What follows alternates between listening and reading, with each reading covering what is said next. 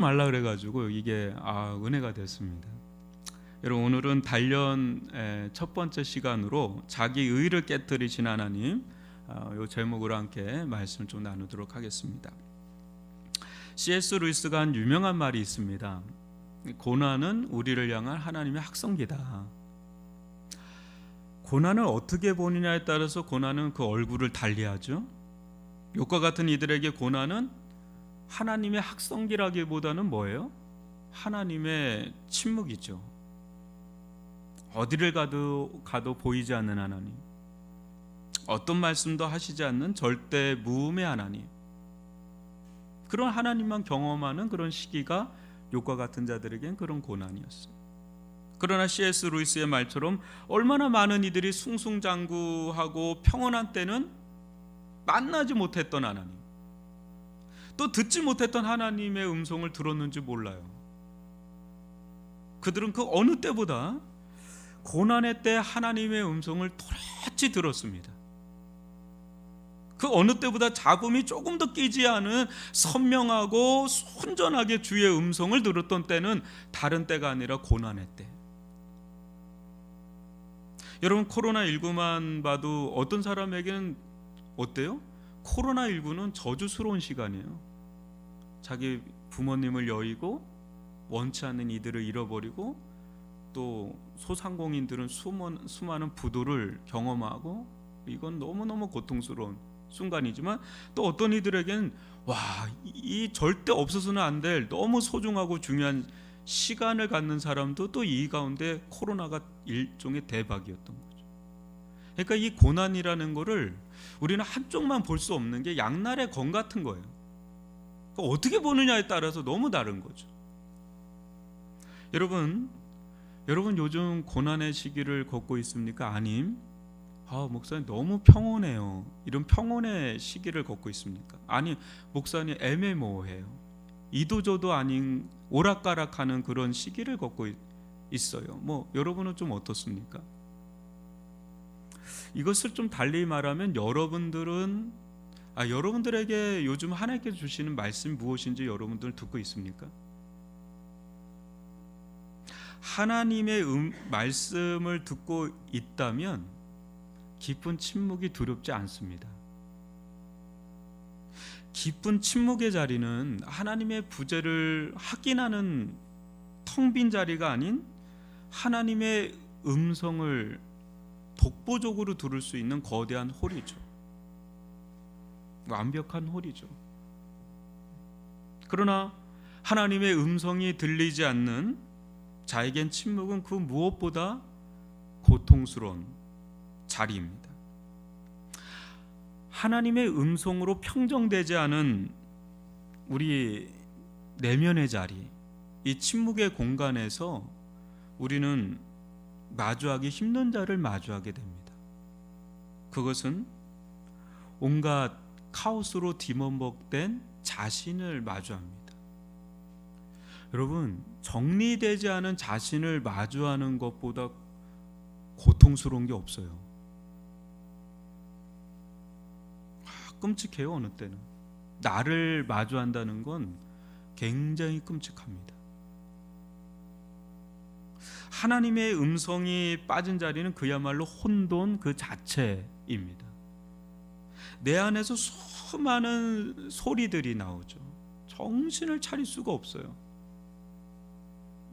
소음 공해가 따로 없어요. 내 안에서 빨리 그 자리를 뛰쳐나가고 싶어요. 벗어나가고 싶어요.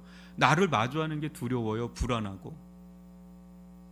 근데 그렇게 해서 도망친 곳이 여러분 또 무한 소음지대예요.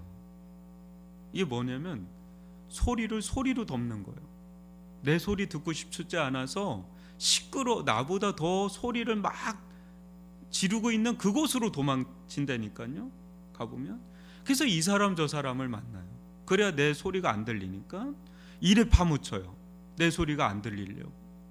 또 스마트폰 세계로 들어가거나 게임 세계로 들어가는, 거기 이제 몰입돼서 내 소리가 안 듣고 싶은 거죠. 내 안의 소리가 정리되지 않은 혼돈의 소리. 그런 때는 이제 내 자신을 마주하지 않아도 되는 순간이니까 너무 거기서 기쁨도 얻어요, 안식도 얻어요, 또 평안해요.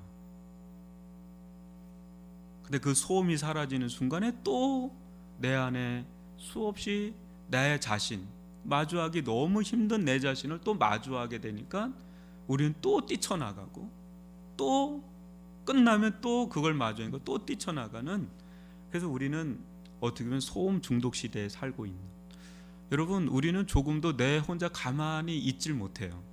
여러분 혼자 가만히 있어 본 적 있어요? 그거 못해요. 웬만해서는 견디질 못해요. 뭐라도 하려고 그래. 견디지 못해요. 불안한 거예요, 그게. 여러분, 우리는 끊임없이 내 안의 소리를 잠재울 수 있는 또 다른 소리를 찾아서 정신없이 헤매고 다닙니다. 그러나 보십시오, 하나님의 음성이 칠흑 같은 우주 대공간에 울려 퍼질 때 순간 온갖 카오스는 코스모스로 변하는 이 창세기의 역사를 여러분 기억하시죠? 여러분, 하나님의 음성이 내 영혼에 떨어질 때 그것은 내 영혼에 핵폭탄이 떨어지는 강력한 위력이 돼요. 모든 잡음들이 한순간에 다 평정이 돼버려. 그 음성이 다 흡입을 해버려요. 하나님의 음성이 내 온갖 내 영혼의 잡음을 다 흡수를 해버려요.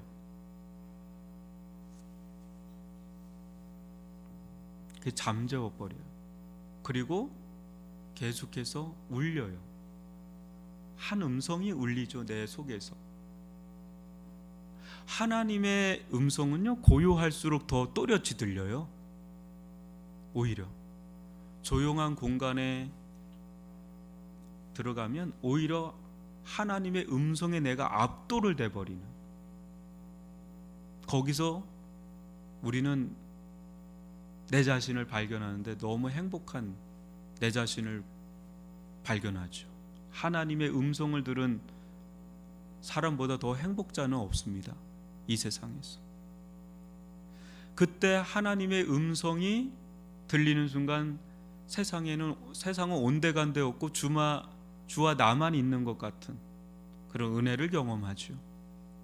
고난은 우리 인생을 시끌시끌한 시장 한복판처럼 만들 수도 있고, 그 어떤 세상 소리도 배제된 성전이 되게도 할 수가 있다는 것. 욥은 고난의 때 분명한 두 가지 인식을 고백합니다. 하나는 하나님 더 이상 보이지 않는다는 것이고요, 또 다른 하나는 도저히 길을 모르겠다는 것입니다. 둘 다 충분히 이해되는 반응입니다. 그럼에도 불구하고 욥은 이 두 가지 인식에 함몰되지 않고 한 걸음 앞으로 나가서 위대한 믿음의 고백을 하죠. 뭡니까? 그래서 하나님께서 지금은 단련하시지만 결국은 순금 같은 믿음의 사람으로 빚으실 것이라는 그런 사실이죠. 하나님의 부재를 깊이 경험하는 속에서 또 한치 앞도 알 수 없는 가운데 이 같은 믿음의 고백을 한다는 것은 욥이 얼마나 믿음의 사람이었는지를 보여주는 대목입니다. 욥이 다른 거는 몰라도 분명하게 알고 있는 것이 하나 있었죠. 그것은 고난에는 하나님의 계획과 목적이 있다는 겁니다. 고난은 정해진 목적으로 가는 길목이라는 것입니다. 이때 고난은 하나님의 계획을 받드는 거룩한 도구라는 거예요. 오늘부터 하나님께서 고난을 통해 우리에게 두신 계획과 뜻이 무엇인지, 또 이 과정에서 우리를 어떻게 인도하시면서 단련해 가시는 게 무엇인지 좀 살펴보도록 하겠는데, 오늘은 이제 욥을 좀 중심으로, 욥의 고난을 중심으로 살펴보겠습니다. 여러분은 욥의 이 인생을 통해서 하나님께서 어떤 계획을 두고 계신 것 같으세요? 욥기 여러분 읽어보셨나요? 되게 어려워요, 그죠? 42장까지 있는데 읽다 보면 거의 레이기 수준이야, 그죠? 무슨 말인지 잘 모르겠어요. 어려운 말들 계속 나오니까. 여러분, 하나님께서 욥에게 단련하시려고 하는 게 뭘까? 저는 여러 가지가 있겠지만 특별히 의로움이라는 문제 같아요. 의로움이라는 문제. 여러분, 성경에서 욥처럼 하나님께 칭찬받고 인정받는 사람으로 소개가 딱 되는 사람은 없어요. 여러분 1장 1절을 같이 한번 읽어보죠. 시작. 우스 땅에 욥이라 불리는 사람이 있었는데 온전하고 정직하여 하나님을 경외하며 악에서 떠난 자더라. 대단한 칭찬이죠. 3절도 읽어보겠습니다. 그의 소유물은 양이 7,000마리요 낙타가 3,000마리요 소가 500결이요 암나귀가 500마리이며 종도 많이 있었으니 이 사람은 동방 사람 중에 가장 훌륭한 자라. 대단한 칭찬입니다. 또 5절도 읽어볼게요. 그들이 차례대로 잔치를 끝내면 욥이 그들을 불러다가 성결하게 하되 아침에 일어나서 그들의 명수대로 번제를 드렸으니 이는 욥이 말하기를 혹시 내 아들들이 죄를 범하여 마음으로 하나님을 욕되게 하였을까 함이라. 욥의 행위가 어때요? 항상 이러하였더라. 조금이라도 그 마음에 자녀들이 죄를 짓진 않았을까? 마음입니다. 마음, 행위가 아니라 그런 것까지도 항상 유념하면서 제사를 드리고 그 부분을 하나님 앞에서 해결하려고 했던 보통 사람 아니죠. 8절은 활용 정점입니다. 여호와께서 사탄에게 이르시되 내가 내 종 욥을 주의하여 보았느냐? 그와 같이 온전하고 정직하여 하나님을 경외하며 악에서 떠난 자는 뭐예요? 세상에서 없는 아브람 시대라고 보거든요. 근데 아브람보다 더 탁월해. 이 사람 딱 보면요 거의 에녹 수준이에요. 그냥 이 세상에서 그냥 그대로 하나님 나라로 옮겨도 이상할 게 없는 그런 탁월한 사람입니다. 그런데 하나님 눈에 넣어도 아프지 않을 이 사람 고난 받습니다. 그것도 너무 잔인한 고난을 받죠. 쉽게 이해가 되지 않는 대목이죠. 이의 친구들은 뭐라 그래요? 욥, 네가 죄를 범하지 않았으면 어떻게 이런 고난을 당하겠어? 뼈를 깎는 심정으로 회개해. 이게 줄기차게 42장까지 나오는 욥의 친구들의 반응이에요. 근데 이때 욥은 나중에 점점 시간이 지날수록 뭐라 그래요? 나는 그럴 정도로 죄를 지은 적이 없어 이러는 거죠. 점점 억울한 내색을 합니다. 기가 찬 거죠. 내가 뭘 얼마나 잘못했길래 이 정도 고난을 받을 정도로 내가 죄를 졌어 하면서 점점 시간이 지날수록 욥은 마음속 깊은 속내를 드러내기 시작하죠. 그것이 바로 자기의 의로움이에요. 자기의 의로움. 여러분 욥기 33장 8절로 12절 굉장히 많은데 제가 한 대목만 여러분들에게 들려줍니다. 한번 교독으로 읽어보죠. 그대는 실로 내가 듣는 데서 말하였고 나는 그대의 말소리를 들었느니라. 이르기를 나는 깨끗하여 악인이 아니며 순전하고 불의도 없거늘 참으로 하나님이 나에게서 잘못을 찾으시며 나를 자기의 원수로 여기사 내 발을 착고에 채우시고 나의 모든 길을 감시하신다 하였느니라. 내가 그대에게 대답하리라. 이 말에 그대가 의롭지 못하니 하나님은 사람보다 크심이니라. 아멘. 이 9절에 보면 나는 깨끗하여 악인이 아니면 순전하고 불의도 없거늘 이거예요. 이게 욥의 대표적인 고백이에요. 마음의 고백이에요. 마음의 고백. 욥의 친구들이나 욥이나 둘 다 고난을 바라보는 시각이 똑같습니다. 욥의 친구들은 죄를 지어서 그런 것이라고. 욥은 나는 의로운데 어떻게 이럴 수 있느냐 그런 거예요. 고난과 죄, 고난과 의로움의 관계를 이야기합니다. 욥의 고난은 죄를 지어서 온 것이 아닙니다, 여러분. 특별한 죄를 지어서 온 게 아니에요. 그러나 욥의 고난을 통해 하나님은 죄와 의로움의 문제를 드러내십니다. 하나님께서 고난을 통해서 욥의 어떤 부분을 단련하신 것인가? 욥은 분명 온전하고 정직한 하나님의 사람 맞죠? 하나님을 경외하고 악에서 떠난 자입니다. 흠결을 찾기가 쉽지 않은 사람이에요. 웬만해 가지고는요.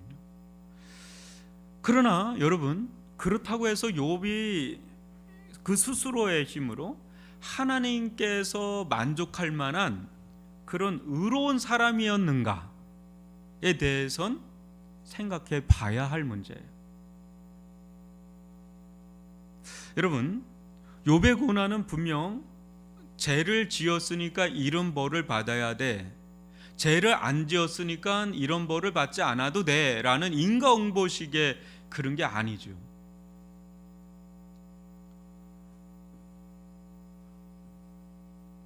오히려 고난을 통해서 하나님은 욥의 숨겨진 내면의 뿌리를 들춰내고 싶었던 거예요.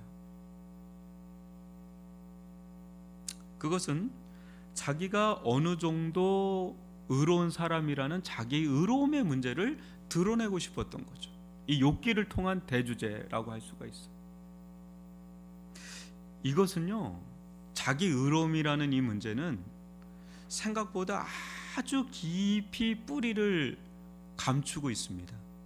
그래서 웬만한 상황에서는 이 욥과 같은 대단한 사람들은 웬만한 상황에서는 이 문제가 드러나질 않아요. 우리도 그럴 수 있어요. 여러분, 청교도의 황태자라고 불리는 이 존 오웬은요, 성숙한 성도들의 내면에 있는 죄만큼 아주 교활하고 강력한 죄는 없다고 그래요. 무슨 말이냐면, 여러분들 여기 계신 분들은 굉장히 신앙이 좋으신 분들이에요, 그죠? 근데 우리가 어느 한순간에 신앙이 좋아진 게 아니라 그 오랜 세월 동안 은혜를 받고 말씀을 받고 그러면서 웬만한 죄들은 찾아보기가 쉽지 않을 정도로 다 선멸이 된 거죠. 여러분 술 하십니까? 담배 하십니까? 여러분 11조 땡겨 먹습니까? 여러분 웬만한 죄들이 이제 드러나기가 어려울 정도로 그렇게 여러분들이 이렇게 돼 있어요. 그런데 이렇게 성숙한 성도들 가운데 죄가 있죠. 근데 이 죄는 굉장히 뿌리가 깊어서 웬만한 은혜를 받고 웬만한 말씀을 받아도 웬간에 가서는 이건 드러나지도 않고 그게 뿌리를 뽑혀지지도 않고 깨뜨려지지도 않는 그런 죄가 있죠. 그러니까 굉장히 교활하고 굉장히 강력한 거예요. 근데 욥은 어떻게 했어요? 그러니 욥이 완전한 사람은 아니죠. 그 사람 가운데 뭔가 죄가 있죠. 근데 그 죄가 웬만해선 드러나지 않아요. 특히 1장을 보면 엄청나게 철저한 사람이기 때문에 죄가 드러나지 않죠. 근데 그 죄가 내면 밑바닥에 깔려 있는데 이게 웬만해선 드러나지 않죠. 하나님은 사탄의 시험을 허락했지만 단순히 사탄의 요청을 들어준 게 아니에요. 하나님은 굉장히 고수죠. 그러니까 이 사탄을 이용해서라도 하나님은 당신의 계획을 이루려고 하는 게 있어요. 그 정점이 십자가였던 거고, 지금도 이 욥의 고난을 통해서 하나님은 어떤 아주 중대한 문제를 지금 건드리시는 거예요. 그게 뭐예요? 욥의 밑바닥을 드러내는 거죠. 근데 이 밑바닥은 고난을 통하지 않은 밑바닥이 안 드러나거든요. 근데 이 욥기를 통해서 뭐예요? 우리들을 보고도 뭐를 보여주는 거예요? 무슨 말씀하시는 거예요? 너의 밑바닥을 보라는 거예요.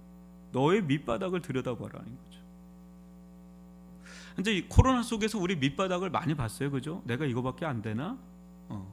굉장히 감사한 거죠. 우리가 대단하다고 생각을 하는데 아니에요. 고난 한 번 몇 번 치면 우리는 밑바닥 정신 없어요. 여러분, 우리가 아무리 행위 안전한 것 같아도 의로운 것 같아도 정말 하나님 앞에 의롭다 할 수 있을까요? 여러분, 우리는 생각보다 자신을 굉장히 의롭다고 여깁니다. 굉장히 죄책감과 정죄의식 속에 사는 것 같죠? 아니에요. 동시에 아주 동전의 양면처럼 굉장히 의롭다고 생각하는 게 또 있어요. 죄책감에 시달리면서도 굉장히 반작용처럼 굉장히 의롭다고 생각을 해요. 하나님께서 그렇게 여겨주셔야 되는데 내가 그렇게 여길 때가 많아요. 나는 의로운 사람이다. 반면에 다른 이들은 의롭지 않다고 생각을 합니다. 그것도 굉장히 의롭지 않다고 생각합니다. 여기서 수많은 갈등과 충돌, 심지어는 살인까지 오가는 일들이 일어납니다. 다 그런 문제 아니에요? 지금도 전쟁 한참 중이지만 의의 싸움이잖아요. 자신의 마음의 동기를 늘 살피지 않는 한 이 뿌리 깊은 죄성을 발견하고요, 인정하기가 얼마나 어려운지 모릅니다. 그러나 고난 속에 그 대단한 사람도 밑바닥을 완전히 드러냅니다. 사탄도 그거 아니에요? 다 걷어가면 이 사람 어떤지 한번 보라고. 그죠? 우리 한번 다 걷으려면 우리 어떤 사람인지 여러분 한번 자신 있는 사람 있을까요? 없어요. 누가 그 앞에서 자신 있겠어요? 여러분, 먼지가 날리지 않는다고 방 안에 먼지가 없는 겁니까? 근데 이 고난은 그 휘휘져요. 그러니까 막 가라앉아 있던 그 먼지가 막 이렇게 불어나니까 막 고통스럽죠. 내 안에 여러분 감기 한 번만 걸려서 그냥 누워 있어도 온갖 그 생각과 마음이 얼마나 부패된 생각과 마음이 일어나는지, 얼마나 추하고 더러운지 상상할 수 없는, 야, 내가 이거밖에 안 되나? 내가 이렇게 추하고 더러운가? 그렇죠? 고난이 없었다면 나의 진면목을 보기가 어려운데, 이 고난 속에 들어갈 때 고난의 태풍 속에 뭔가 잡동사니가 막 그냥 막 일어나는데, 이제 뿌옇게 막 일어나기 시작하는데, 그게 나예요. 그게 나란 말이죠. 그거는 뭐 신앙이 아주 성숙한 분이든 뭐 아니든 상관없어요. 다 드러나면 내가 진짜 십자가밖에 없구나. 난 진짜 예수 십자가밖에 없구나. 그 고백이 절로 나오는 거죠. 여러분, 욥이 대단한 사람이긴 하지만 하나님 보실 땐 더 정금 같은 믿음의 사람이 되길 원하신 거예요. 부정한 게 아니라 더 원하신 거죠. 여러분, 정금은 순결도가 거의 99, 100%죠. 근데 이 대단한 사람 뭐 더 단련한 것이 있나 싶지만 하나님의 눈으로 볼 때는 행위 완전한 자는 없어요. 하나님께서 궁극적으로 원하시는 것은 대단한 업적이나 일이 아니에요. 보다 더 원하시는 것은 우리가 순전한 사람이 되는 거죠. 순전한 사람. 이 순결성의 첫걸음은 언제나 자신을 발견하고 인정하는 데 있어요. 여러분, 욥의 마지막 고백이 이렇게 끝나잖아요. 욥기의 아주 결론부라고 할 수 있는 게 42장 5절 6절 아닙니까? 같이 읽어볼까요? 내가 주께 대하여 귀로 듣기만 하였사오나 이제는 눈으로 주를 배움나이다. 그러므로 내가 스스로 거두어드리고 티끌과 재 가운데서 회개하나이다. 이게 욥의 마지막 고백이죠. 깊이 있는 그 회개. 이전에도 하나님을 알았던 자죠. 근데 하나님의 얼굴을 더 깊이 경험하는데 그 수준이 이제 귀로만 듣는 정도의 수준이 아니라 이제 눈으로 보는 그런 영적 체험에서 나오는 깊은 그 회개.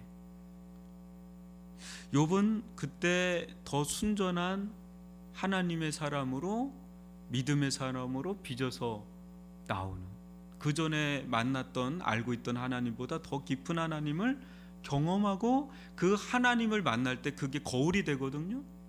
그때 이제 내 자신을 들여다보니까 거기서 아주 깊이 있는 회개가 나오는 거죠. 겉으로 볼 때는 그는 표면상으로는 회개할 게 없는 사람이에요. 흠결을 찾아보기가 어려운 사람인데 하나님을 42장에 가서 깊이 만났을 때 그는 깊은 회개가 들어가는 그런 은혜를 경험하게 되죠. 저는 우리 모두 고난을 통해 나의 속 깊은 마음의 그 뿌리까지 드러내시는 하나님을 경험할 수 있기를 바랍니다. 그때 우리는 그 이전에도 신앙이 있었죠. 근데 이를 통해서 우리는 더 깊고 순전한 신앙의 세계로 들어가게 됩니다. 하나님은 우리 안에 뿌리 깊이 박혀 있는 이 자기의라는 이 강력한 우상이 깨뜨려지기를 원하십니다. 특히 이 부분은 주께 열심히 있는 자들에게서 나타날 수 있는 그런 함정이에요. 그러니까 목회자 같은 저 같은 사람들이 제일 위험하죠. 왜냐하면 늘 주의 일을 섬긴다고 생각을 하고 늘 내가 옳다고 생각하는 게 강할 수 있으니까. 그러니까 잘 어느 순간부터 자신을 잘 인정하기가 어려워요. 자기 주장이 굉장히 강해질 수가 있고. 여러분, 우리 대단한 것 같잖아요, 그죠? 네, 말은 그렇게 하지 않아요. 우리는 아유 목사님 저는 뭐 아유 아니에요 이렇게 하는데 속으로는 대단한 사람이라고 생각을 합니다. 아 그래도 난 좀 대단한 사람이다. 또 마음 깊은 곳에서는 어때요? 내가 다 맞고 내가 다 옳고 내가 다 의롭다고 생각을 하고 다른 사람들 다 아니라고 여기죠. 저 사람은 저게 아니고 저 사람은 저게 아니고. 나에 대해서 의외로 간대한 거 아시죠? 굉장히 나에 대해서는 관대해요. 근데 상대방에 대해서는 아주 냉혹합니다. 이게 그냥 우리예요. 이게 우리라고요. 나와 다르면 화가 나요. 나와 다르면 화가 나요. 나와 다르면 인정하기가 어렵죠. 인정하기가 어려워. 내가 옳은데, 내가 맞는데. 일이 일어나면 다 문제는 저 사람 문제 같아. 저 사람만 변하면 될 것 같아. 나는 옳고 나는 의롭고 나는 맞고 이게 얼마나 뿌리 깊은지 몰라요? 그러니까 이 정죄의식이라는 게 판단의식이라는 게요 엄청 뿌리가 깊은 거 아시죠 여러분? 여러분 누구도 정죄하지 않는다, 누구도 판단하지 않는다, 나는 의롭다라는 게 그렇게 없다라는 사람은 대단한 사람이에요. 근데 우리는 다 있거든요.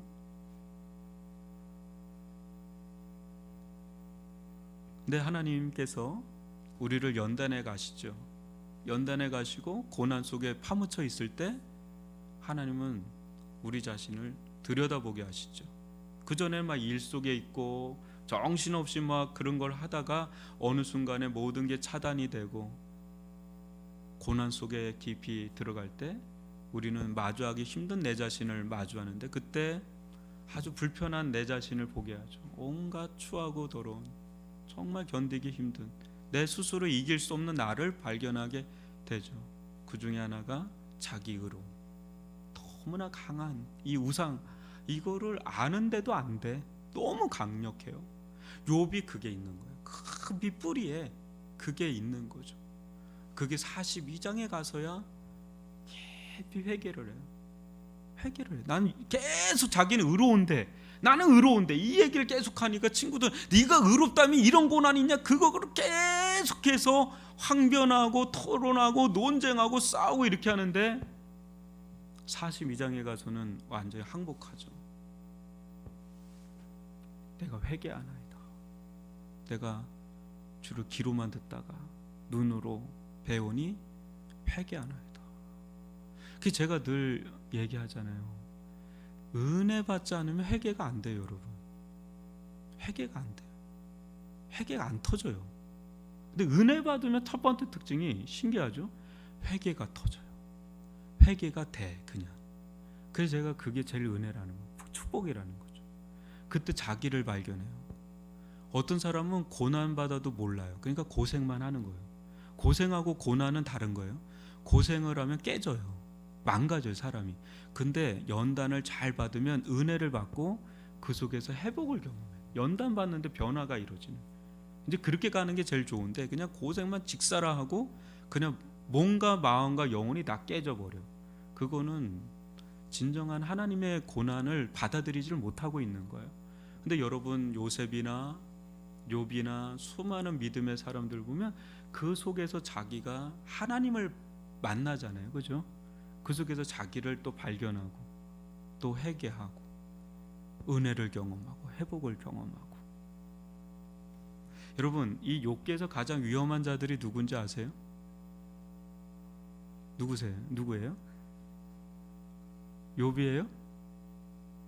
누구예요? 42장에 가면 욥의 친구들이에요. 욥의 친구들. 자기들이 의롭다고 여겨서 막 욥을 질타했던 그 친구들 위해서 욥아 너 기도해줘. 안 그러면 저것들 죽어. 그래서 욥기 42장 마지막에 가면 욥이 그 친구들을 위해서 기도해 주잖아요. 그러니까 하나님이 욥의 기도를 내가 들었고 너희들을 용서하노라. 욥의 친구들이 제일 위험한 사람들이었어요. 여러분, 주님을 우리가 보기 전까지는 자신을 못 봐요, 우리가. 근데 주님을 우리가 만나는 순간 우리는 진정한 내 자신을 발견합니다. 그때 주님 앞에서 내가 벌거벗겨진 그런 모습을 발견하게 되죠. 그 속에서 이제 회개가 터지고 회복을 경험합니다. 저는 모르겠어요. 저도 그렇고 이 시대 가장 필요한 건 저는 이제 회개하는 은혜라고 생각을 하는데, 이게 그냥 주어지는 게 아니라 하나님을 만나야 돼요. 하나님의 은혜를 경험해야 거기서 진정한 회개가 터지고, 왜냐 내 자신을 발견하니까, 그죠? 거기서 이제 약복강 나루 같은 그 이제 변화가 일어나죠. 저는 그런 은혜를 누리시기를 주님의 이름으로 축복합니다.